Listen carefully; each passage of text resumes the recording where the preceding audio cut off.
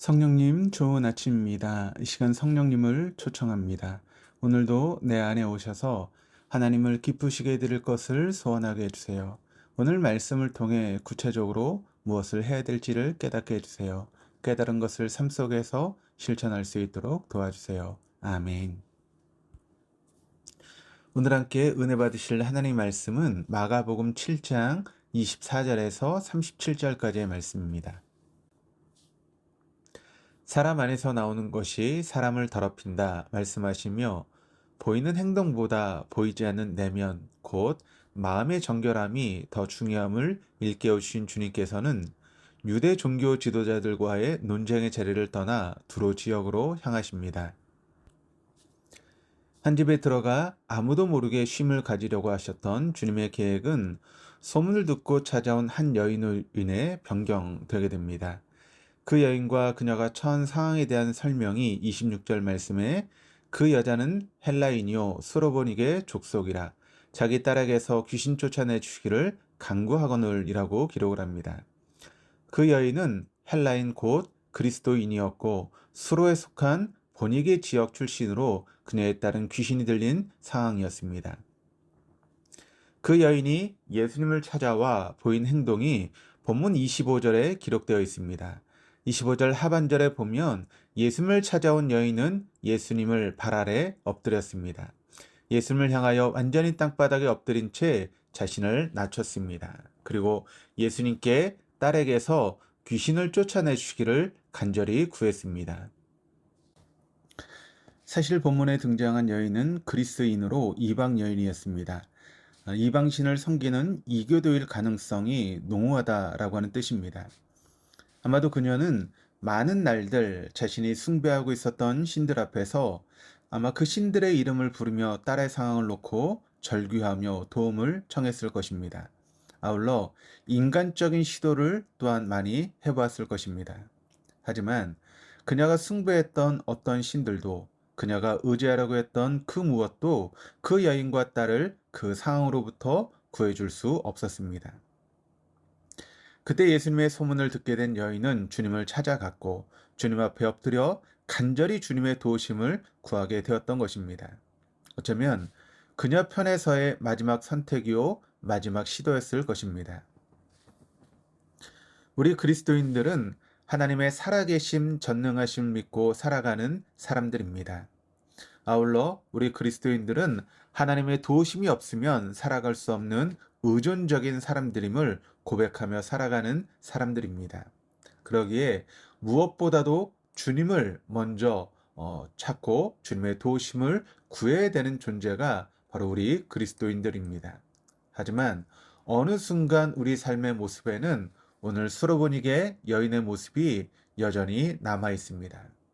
먼저 주님을 찾고 주님께 아뢰며 주님의 도우심을 구하기보다는 내 판단을 의지하며 내 주위의 사람을, 내가 가진 것들을 의존할 때가 참 많이 있습니다.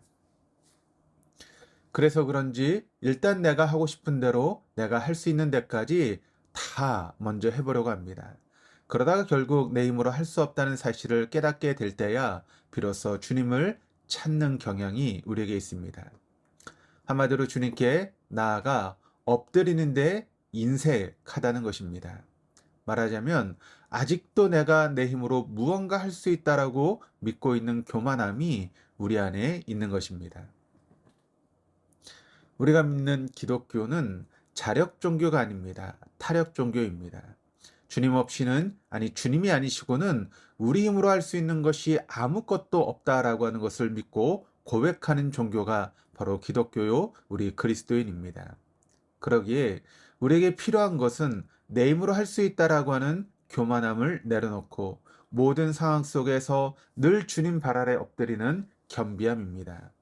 그런 겸비함이 있을 때 우리는 결코 상황에 제어당하지 않습니다. 설상 상황 안에 갇히는 어려움에 직면하게 되더라도 결코 절망하거나 낙담하지 않습니다. 또 주님 발 아래 엎드리면 되기 때문입니다. 능력의 주님께서 우리로 하여금 그 상황으로부터 우리를 구원해 주실 것이 확실하기 때문입니다. 주님의 능력 속에 우리 삶은 다시금 회복되어질 것이기 때문입니다. 주님 발 앞에 늘 엎드리려고 하는 겸비함. 그것은 우리로 하여금 상황 앞에서 흔들리지 않은 평안함을 주는 제일의 원동력일 뿐 아니라 그 상황을 역전시키는 최고의 영적인 발판이 되어줍니다. 발 아래 엎드린 여인의 간구에 대한 주님의 답변이 오늘 본문 27절에 나옵니다. 예수께서 이르시되 자녀로 먼저 배불리 먹게 할지니 자녀의 떡을 취하여 개들에게 던짐이 마땅하지 아니하니라. 여인의 간절한 요청에도 불구하고 주님의 대답은 굉장히 냉랭하게 느껴집니다. 다른 것도 아닌 개에게 여인을 비유하셨기 때문입니다. 사실 그리스도이신 예수님의 오심은 이방인이 아니라 유대인들에게 먼저 알려졌습니다. 그런 차원에서 유대인들은 누구보다 특혜를 입었던 민족입니다. 하지만 그들은 아직도 예수님을 거부하며 배척하고 있었습니다. 그런 차원에서 주님께서는 먼저 그들을 배불리 먹여야 한다라고 말씀하시고 있는 것입니다. 하지만 오늘 지리적인 상황을 유심히 살펴보면 예수님께서 유대인들의 땅, 곧 자녀들이 거주하는 땅이 아닌 두로 지방, 곧 이방인의 땅에 거하고 계시는 것을 알 수 있습니다. 그러니까 예수님의 관심 속에는 이방 땅, 곧 이방 민족도 포함되어 있다라고 하는 사실을 의미하는 것입니다. 그런 예수님을 향한 여인의 응대입니다. 본문 28절입니다. 여자가 대답하여 이르되 주여 올소이다마는 상 아래 개들도 아이들이 먹던 부스러기를 먹나이다. 비록 자신은 먼저라고 하는 자녀의 신분이 아니라 나중에 속하는 이방인의 처지였지만 그녀에게는 주님을 향한 믿음이 있었습니다.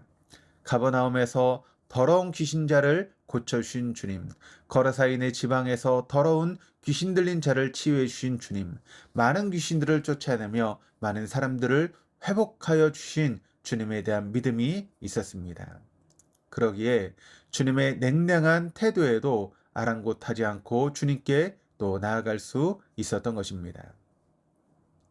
역으로 그녀의 요청을 완전히 거절하지 않으시는 주님의 모습을 통해 우리는 그 상황이 그녀를 향한 주님의 시험임을 알 수 있습니다. 어디까지 당신을 신뢰하는지를 확인해 보고 싶으셨던 것입니다. 그를 통해 실은 주님께서는 그 여인에게 주님께서 행하시는 일, 은밀히 만들어 가시는 역사, 큰 기적을 체험하는 자리로 이끌어주고 싶으셨던 것입니다. 어쩌면 오늘 본문에 등장하는 스로보닉의 여인 또한 시대의 뜰에 갇힌 상황이었습니다. 아니 자신이 아니라 딸이 갇혀 있는 상황을 그냥 두 눈 뜨고 지켜볼 수밖에 없는 처지였습니다. 그 상황 속 주님은 그녀에게 나중에라고 말씀하시고 계신 것입니다.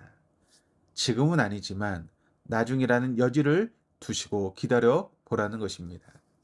당신을 향한 여인의 믿음을 시험하시며 그녀에게 믿음을 요청하고 계신 것입니다. 하지만 여인은 인내력을 잃지 않고 끝까지 주님을 믿었고 결국 딸을 붙들고 있었던 귀신이 주님에 의해 쫓겨나는 크고 은밀한 일을 체험하게 됩니다. 시험에 들만한 상황을 참고 끝까지 주님을 믿었기 때문이었습니다. 이처럼 믿음의 인내는 주님께서 일하시며 성취해 가시는 주님의 역사를 생생하게 목도하게 만드는 영적인 렌즈의 역할을 감당합니다. 오늘 하루 주님의 발 앞에 엎드리는 겸비함으로 어려움을 잘 헤쳐나가시는 사랑하는 우리 동독의 모든 교우들 다 되시기를 바랍니다. 주님을 향한 믿음의 인내 가운데 주님의 일하심과 역사를 목도하시는 복된 한 날 되시기를 주님의 이름으로 축원합니다. 더 나아가 막막한 인생길에서 절망하고 있는 그 누군가를 주님께 인도해 가는 영혼의 나침판이요. 그들을 위한 중보 기도자, 또 다른 익명의 그리스도인으로 살아갈 수 있는 사랑하는 우리 동덕의 모든 교우들 다 되어줄 수 있기를 주님의 이름으로 축원합니다. 기도하시겠습니다. 이 시간 주님의 발 앞에 엎드립니다. 내가 할 수 있다는 교만함을 주님 발 앞에 내려놓고 오직 주님만이 도움이심을 고백하오니 주님 그런 저희를 긍휼히 여겨주시고 주님의 은혜 가운데 회복시켜 주옵소서. 비록 당면하고 있는 어려움이 커 보일지라도 믿음으로 인내하며 주님만을 신뢰함으로 주님께서 하시는 큰 일을 생생히 목도하는 복된 하루 되게 하여 주옵소서. 더 나아가 절망 가운데 있는 그 누군가를 주님께로 인도하며 그를 위해 중보 기도하는 익명의 그리스도인다운 그리스도인으로 살아가는 복되는 날 되어줄 수 있도록 인도하여 주옵소서. 복되신 우리 주 예수 그리스도의 이름으로 기도드립니다. 아멘.